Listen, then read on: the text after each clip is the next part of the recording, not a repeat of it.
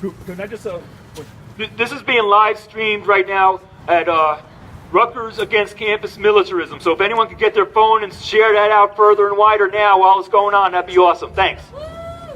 Say hi to the FBI. Yeah.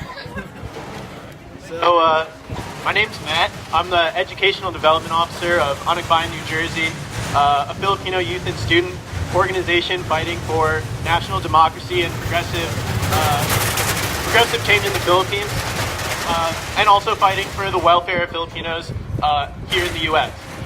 First, I want to affirm that it's vital that we as a Rutgers community loudly denounce the despicable acts of Islamophobic and white supremacist hate that have taken place on our campus and around New Brunswick. But at the same time, loudly condemn this Rutgers administration for its own hateful acts towards its own students.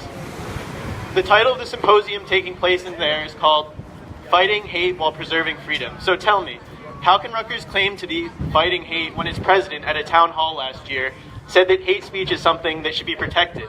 How are they preserving freedom by being gracious hosts to the Defense Intelligence Agency and Department of Homeland Security, institutions we know fundamentally erode our freedom, and primarily that of black and brown people and those fighting for their own welfare? In fact, how can we even say that the people of the Rutgers community have freedom in the first place when activists fighting for a living wage, my friends who are dual members of Anakbayan and United Students Against Sweatshops, on top of 10 other student activists, have received criminal charges for a basic non-violent protest? So, according to Rutgers, probably, when the FBI undermined black civil rights and black liberation struggles in the 60s, that must have been preserving freedom to them. Activism is not illegal, and it is right to rebel against an unjust system. This event in here today is not about preserving freedom. It's about preserving a sham freedom, which amounts to the ruling class patting themselves on the back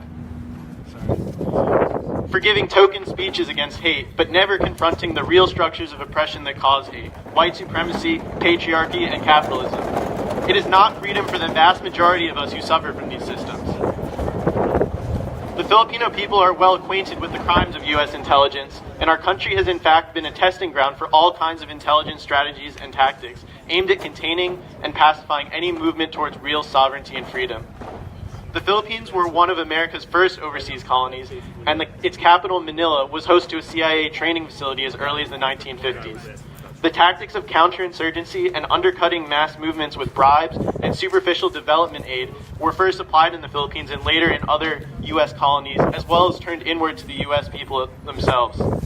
Given this history of intelligence services actively working against people's movements, going back to COINTELPRO in the 60s, and even today, infiltration of movements like J20 and Black Lives Matter. So what reason do we have to believe that these agencies speaking in here today aren't going to apply the same thing here on our campus and in our community?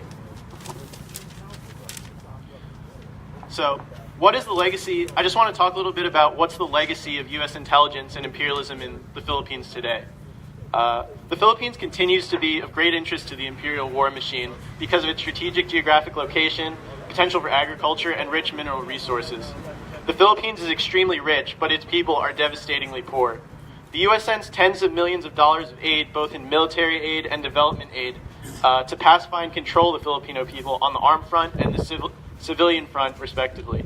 U.S. funding of extremist groups to counter popular movements has directly led to the existence of Al-Qaeda, Abu Sayyaf, and ISIS in the Philippines.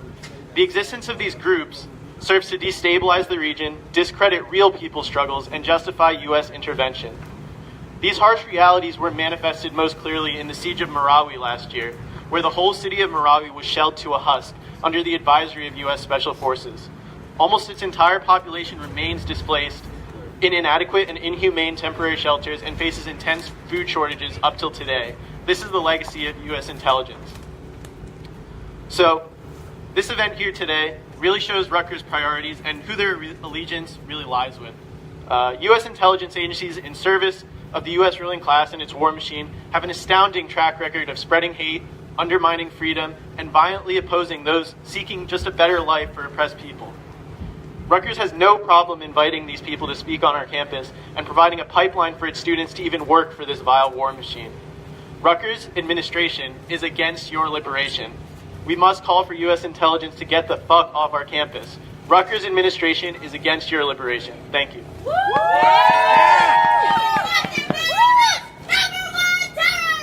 U.S. imperialist, number one terrorist. U.S. imperialist, number one